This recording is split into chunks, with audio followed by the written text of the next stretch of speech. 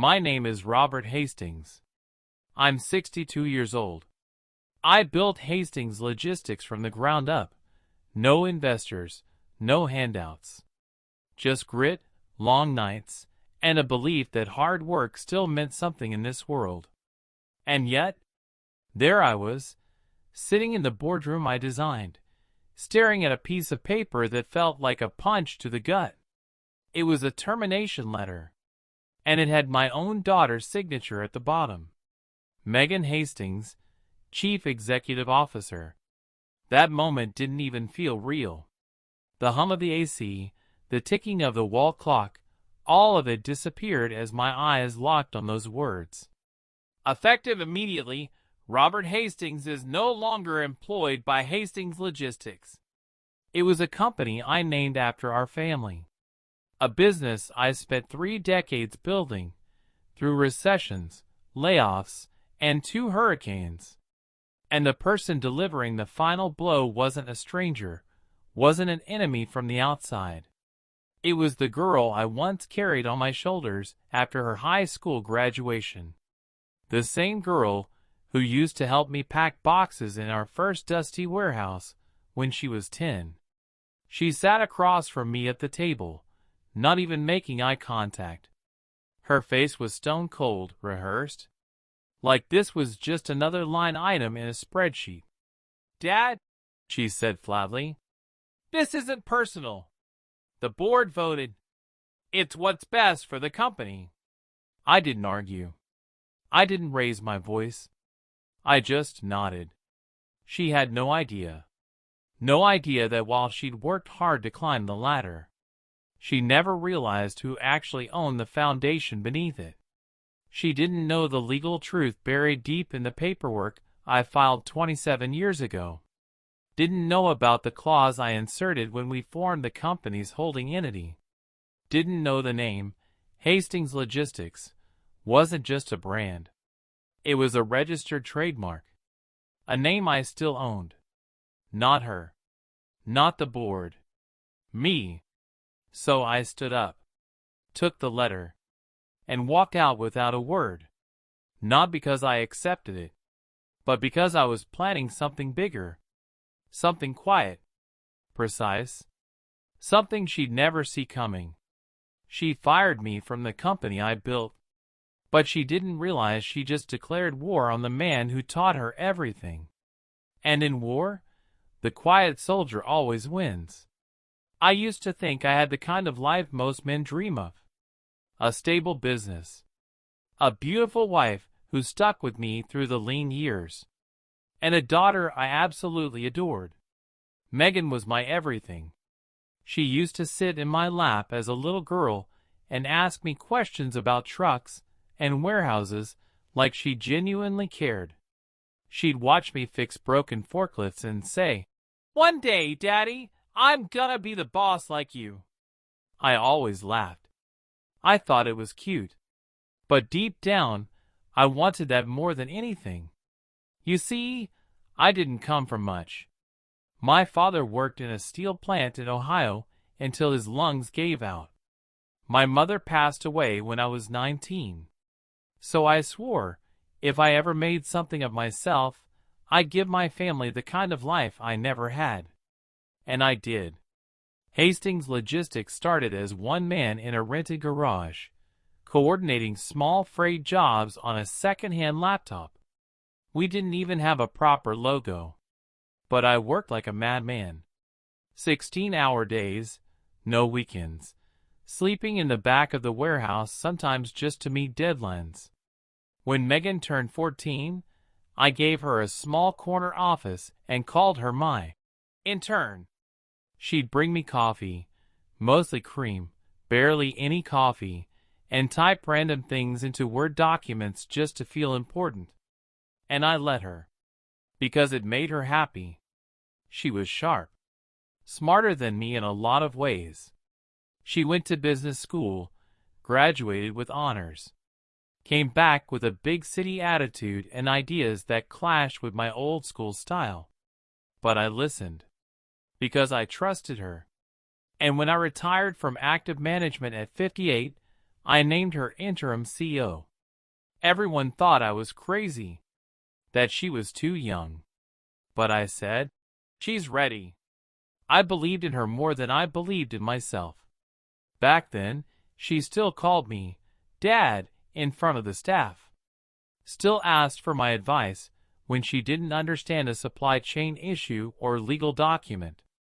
We'd have lunch once a week, same booth at Manny's Diner, corner seat, 2 iced teas. We'd talk about company culture, staff morale, expansion plans. And I'll never forget, she once said, "You're the only person in this world I trust completely." Looking back, I wish I had recorded that moment, framed it, bottled it up, because something started to change. It didn't happen overnight. That's the thing about betrayal. It doesn't knock on your door and introduce itself. It seeps in, quietly, like a draft from a window you didn't know was open. She stopped returning calls as quickly. Board meetings got scheduled without me. New departments were formed, departments I wasn't told about. The logo changed. The mission statement changed. It didn't feel like Hastings Logistics anymore. It felt like something colder. I remember one moment vividly. We were in the elevator after a quarterly meeting. Just the two of us. I had just praised her in front of the board, told them how proud I was of her growth. And she looked at me and said, "You know, Dad, there's going to be a time when this company isn't just yours anymore. You have to let go of the past." I laughed it off. But her tone? It wasn't playful. It was rehearsed.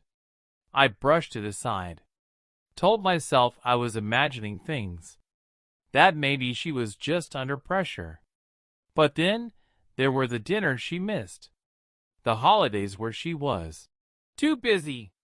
The company events where she introduced herself as founder's daughter and current CEO, but never once acknowledged my name. And worst of all, she stopped calling me Dad. Just Robert. Even in emails.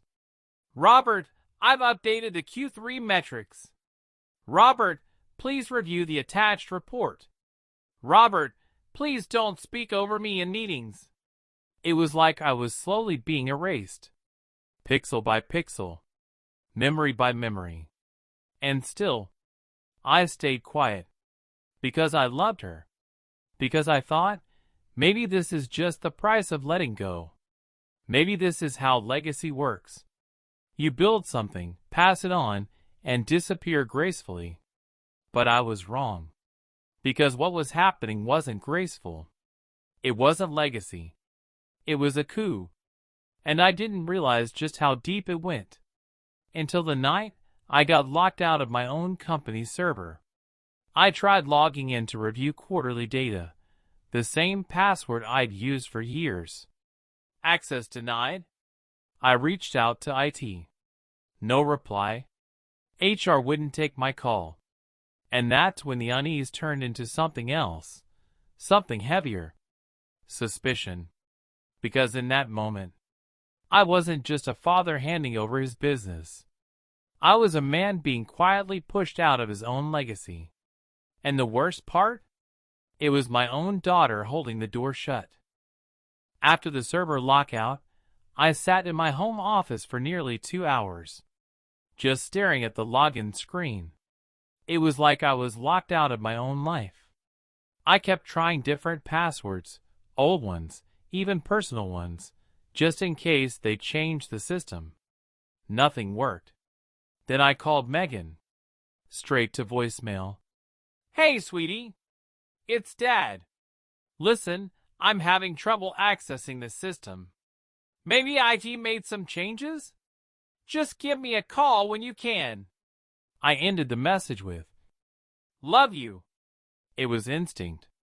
She didn't call back. The next morning, I went to the office. I still had keys. But something felt off. The receptionist, Jenna, a sweet girl who'd been there 5 years, looked startled when she saw me, like I wasn't supposed to be there. "Oh, Mr. Hastings. Good morning. I didn't know you were coming in today." I smiled. "Yeah, figured I'd check in. Touch base with Megan." She hesitated, then said, "I think she's in meetings most of the day." Meetings? That was the new word for walls. I walked down the hall. My old office door had a different nameplate now. M. Hastings, Chief Executive Officer. No, interim. Just CO. And right next to it, a frosted glass door that read, Executive Strategy, Board Access Only. I'd never seen that before. And I was the one who founded the company. I sat in the conference room for over an hour. No one came in. At 12:30, I saw Megan through the glass, walking with two board members, laughing, holding a tablet. She saw me, paused, then kept walking. No wave. No. Hey, Dad. Nothing. That's when I knew something was deeply wrong. Later that week, I received a letter by courier. No signature. Just a typed note on company letterhead that read, Effective immediately, Robert Hastings will no longer be granted operational access to Hastings logistics systems or documentation. He may attend quarterly board meetings as founder, non-voting, pending prior clearance by executive administration. This decision is final. Final. Like a death sentence in bold print. I didn't scream. Didn't cry. I read it once. Twice. Then folded it up and placed it in my drawer. The next day, I went into the office one more time. Security stopped me in the lobby. Apologetic, but firm. Mr. Hastings, I was told we need to check with upstairs before allowing non-staff entry. Non-staff.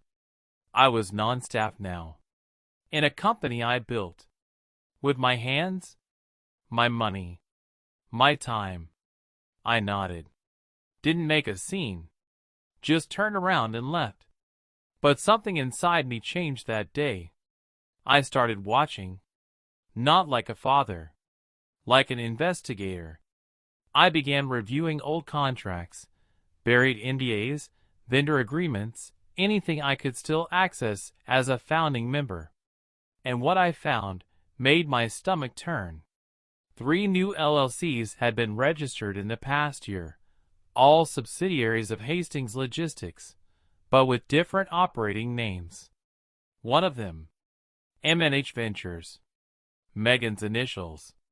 She had quietly funneled almost 40% of our long-term client contracts under that umbrella, contracts I had brought in. It was legal, but deeply unethical, and not a single board member had questioned it. Then there were the expenses. Private events, executive retreats to Aspen, branding firms paid nearly $120,000, all of which led to that awful new company logo I hated. But what shocked me most was a simple email. It came from a junior staffer who'd worked with me years ago. He still admired me, I think.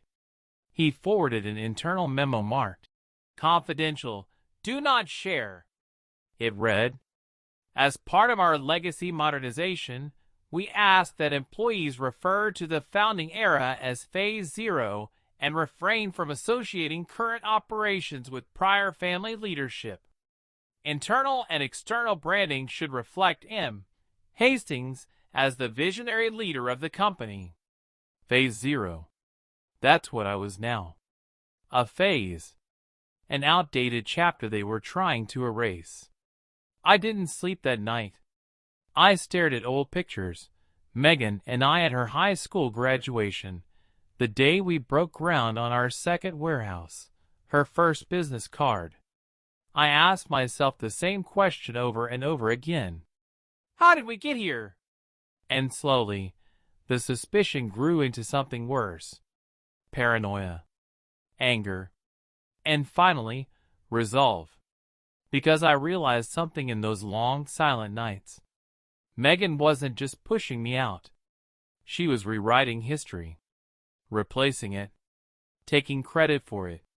But what she didn't know, what no one knew, was that the name, Hastings Logistics, the trademark, the brand, the original rights, all still belonged to me. I had quietly renewed the federal ownership under my personal LLC years ago. The company may have grown, but the name? That was still mine. And if she thought I would go quietly into the dark, she didn't know her father at all. I didn't plan to go back. Not to the office. Not to the boardroom. Not as a visitor. Not as a father. But then, something happened. Something I wasn't supposed to see. A week after I found that email, I received a calendar alert on my old device, a forgotten iPad still linked to the company's system. It pinged. Hastings Transition Announcement. Live press conference. That didn't make sense. We didn't do press conferences. We were a logistics firm, quiet, efficient, invisible. I clicked into the invite. Location: Hotel Palisade Grand Ballroom. Time: 2 p.m. Friday. Title: The Future of Hastings, A Bold New Era. There was a press packet attached. PDF format. Branded. Polished. Too polished. I opened it. On the first page, Megan's face. Smiling. Confident. Standing in front of one of our trucks, now painted with a new logo. MH Global Solutions. The subtitle read, Former family-owned logistics brand reimagined under the dynamic leadership of Megan Hastings. Former. The second page said it all. Effective immediately, Hastings Logistics will rebrand as MH Global. In recognition of our forward momentum, we leave behind a legacy name while embracing a future led by the next generation. They were killing it.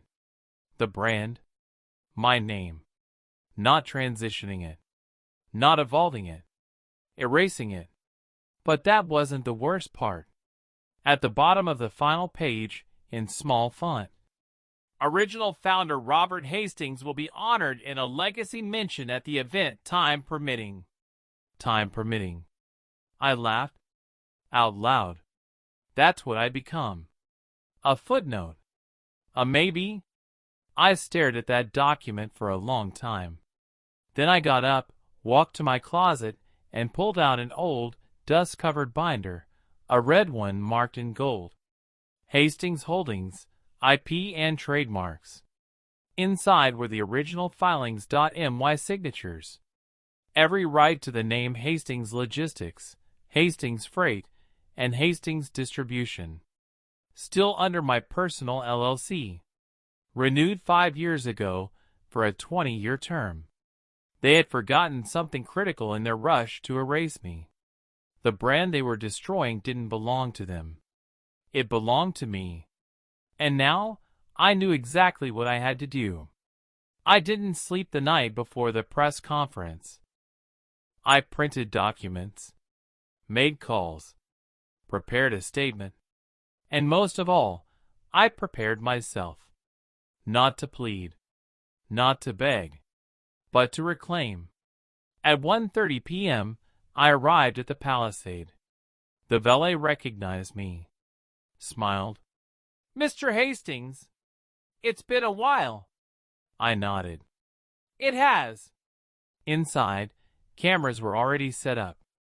Journalists hovered around the registration table. I walked past them, straight to the ballroom doors. The woman managing the guest list stopped me. Sir, I'm sorry. This is a closed media event. I looked her straight in the eye.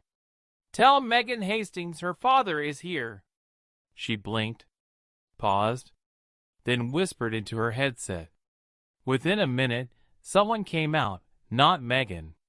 Her assistant. Tense, robotic. Mr. Hastings, This event is highly curated. We don't want to confuse the messaging. Is that what I am now? I asked. Confusing? She didn't answer. I handed her an envelope. Give this to the legal team. It's a cease and desist. Effective immediately. I hold the trademark to Hastings Logistics. Any use of that name in rebranding or transition campaigns violates federal protection. I'm filing an injunction tonight. Her face went pale. And tell Megan, I added, if she wants to honor the legacy, she can start by remembering who built it. I didn't stay for the event. I didn't need to, because I had already won. Not out of revenge, but out of principle. That night, the press conference went ahead, but the media coverage told a different story than they planned. Internal legal dispute clouds Hastings rebrand. Founder challenges takeover, trademark in question. Family business or family feud? And suddenly, Megan's perfect launch wasn't so perfect anymore. 2 days later, my phone rang. Block number. I answered. It was her. Dad, she said quietly. I didn't think you'd fight back. I said nothing. I was trying to make it mine, she continued. Make it modern. You could have done that with me, I said. Instead, you tried to erase me. Silence. Then she said something that hit harder than anything else. I thought you were done. I took a breath. No, Megan. I was just quiet. There's a difference. After that call with Megan, I didn't feel anger anymore. What I felt was focus. For the first time in months, I had a clear direction. Not to destroy her. Not to humiliate anyone. But to take back what was mine. My name. My work. My pride. And I wasn't going to do it by yelling on social media or dragging the family through court. I was going to do it the way I had always done it. Quiet. Calculated. Ruthless, if I had to be. Step 1. Rebuilding what they buried. I started with the files. Backups, ledgers, contacts, all the relationships I had built over 30 years. Megan thought the company was the business.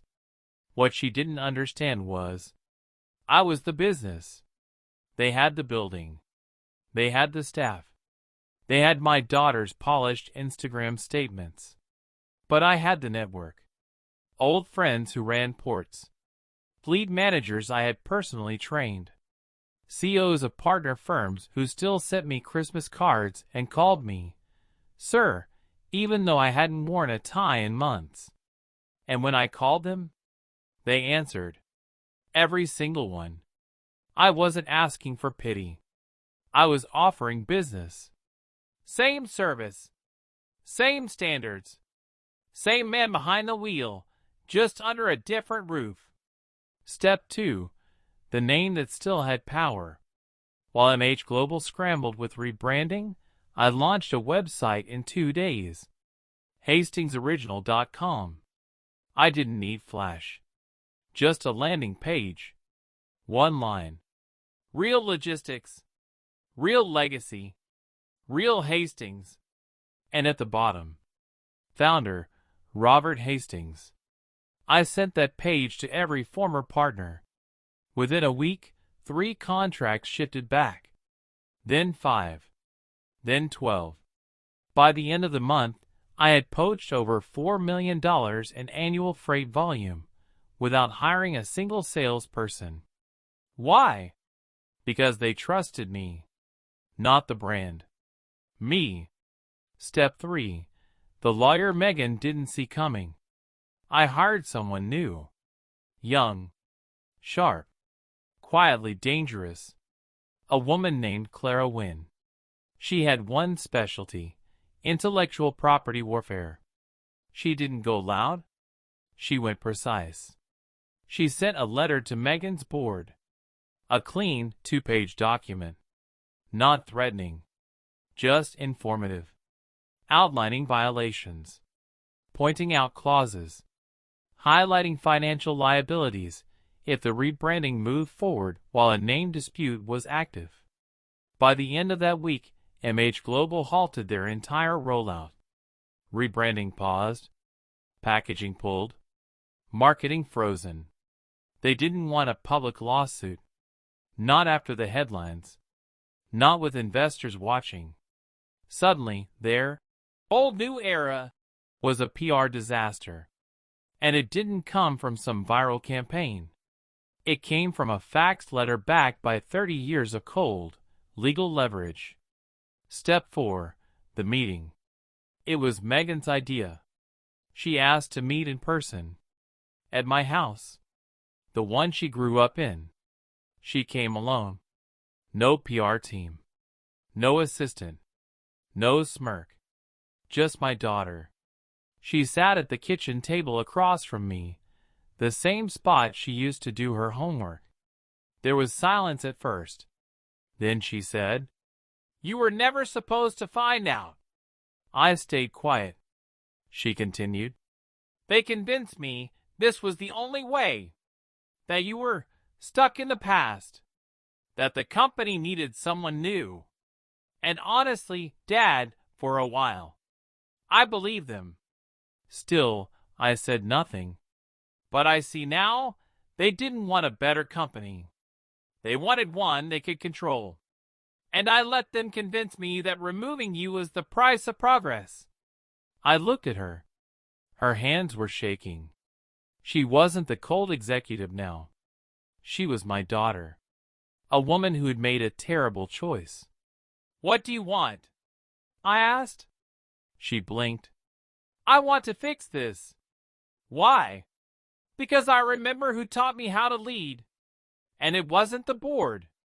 Step 5. A new name, a new game. We didn't make up that night. Life's not a movie. But we did come to a deal.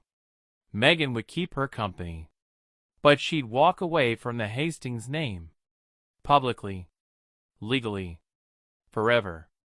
She'd rebrand fully, under a new identity. I'd drop the injunction. In return, I'd keep my legacy. But more importantly, I'd restart. Lean. Independent. With my name, on my terms. And her? She'd have to build something that didn't rely on erasing someone else. I'd lost everything, and I needed that. When they took everything away, I thought I was done. Truth is, I had gotten soft, comfortable, tired.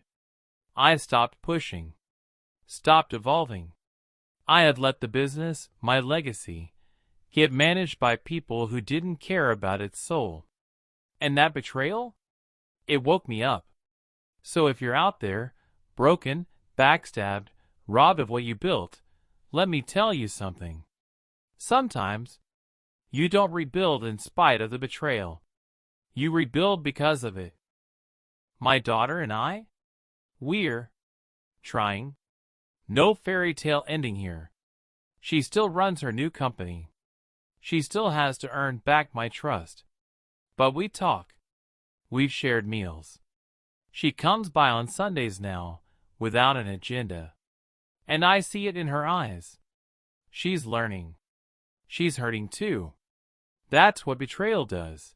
It doesn't just cut one way. It scars everyone involved. But scars can become lessons. If you let them. And me? I'm not trying to prove anything anymore. I don't need billboards or articles. But I did reopen a new office. Smaller. Quieter. But damn, it's sharp. It smells like coffee and ambition. And every morning when I walk in, I feel alive again. I shake hands with people who remember what this work used to mean. People who aren't chasing clout. They're chasing integrity, service, legacy. And I'm right there with them. Every damn mile. To anyone listening, you may not own a company. Maybe you just gave your time, your loyalty, your love, and someone threw it away. Maybe someone used you, discarded you, and smiled while doing it. If that's you, let me tell you what I told myself on the day I found out they replaced me. They took everything, but I'm still here. And being here, with your eyes open and your heart still beating, that's your superpower. Because if you're still here, you can still fight. You can still rise. You can still rebuild something they could never dream of. They wanted me quiet. But now, I'm louder than ever. Not with words. With results. My new brand? Stronger. Cleaner. Smarter. My network? Tighter than ever. My purpose? Crystal clear. And every time I close a deal, every time a truck with my name on it rolls out, I smile. Not out of pride. Out of peace. Because they didn't just fail to break me. They helped me remember who I really was. The last line. So to everyone who ever thought they could steal your legacy, let them try. Because at the end of the day, they can take the crown. They can take the castle. But they can never touch the king. It would have been easy to fire her. Walk in, sign a few papers, call security, and watch her pack her things. God knows she earned it. But revenge isn't always about burning everything down. Sometimes, it's about rebuilding what they tried to bury you under, and showing them you still stand taller. I stepped back in. But not like before. I didn't return as CEO. That seat had already become toxic. It wasn't about power anymore. It was about restoring the soul of what I'd built. So I came back as chairman of the board, not just a title, but a reminder. A reminder to the staff, to the investors, and especially to my daughter. I reinstated Wes Parker as CEO, the man who was there in the beginning. The guy who pulled double shifts without complaint. The one Megan pushed out like old software. He walked back in that office with tears in his eyes. And I knew the heartbeat was returning. Megan? She didn't fight it. Didn't protest. Didn't cry. She asked for a voluntary leave. Said she needed space. Truth? She needed time to look in the mirror. Her reputation in the industry took a hit. The headlines came fast. CEO daughter ousted by founder after coup. Family power play ends in quiet defeat. But what they didn't write was what happened behind closed doors. One night, she showed up at my house. No cameras. No lawyers. No headlines. Just her. With a childhood photo in her hand, the one of us at the first company picnic. She said nothing for a minute. Then she whispered, "I forgot who you were." I looked at her, not with anger, but with a kind of sad relief. Because she finally saw it too. We didn't hug. We didn't cry. We just sat. And for the first time in years, we were quiet together. I started something new. I still show up to board meetings. Still help guide strategy. But I've found something else now. I mentor young entrepreneurs, kids with ideas and big dreams, just like I had once. Only now, I tell them the truth. Not the flashy podcast wisdom. Not the "grind till you die" slogans. I tell them what I learned the hard way. Don't just build a business. Build wisdom into it. Because your empire is only as strong as the character it's built on. They listen because they can see it in my eyes. I'm not selling them hope. I'm offering them scars turned into maps. The company? It's thriving. New leadership. New mission. Same values, but stronger this time. The office walls now carry framed photos of the old days, me and the crew, loading trucks, shaking hands, building it piece by piece. Even Megan's picture is still up, but beside it, a quote. Legacy isn't inherited. It's earned and protected. The final lesson? Betrayal teaches you two things: who they are, and who you are without everything you thought defined you. I learned that my title didn't make me. My office didn't make me. Even my daughter's love, or lack of it, didn't define me. What defined me was what I did after the fall, after the silence, after the knife in the back. And so, I end with this. To anyone who's been betrayed by their own blood, to anyone who built something and watched it be taken, to anyone who felt like their identity was ripped away, you are not your title. You are not your job. You are not what they stole. You are what rises after. Because the heart of what you built, if it was ever real, it never dies. Droplet final emotional line. She took my title, but not my name. And now she knows I didn't just build a company. I built something she'll never own. The heart behind it,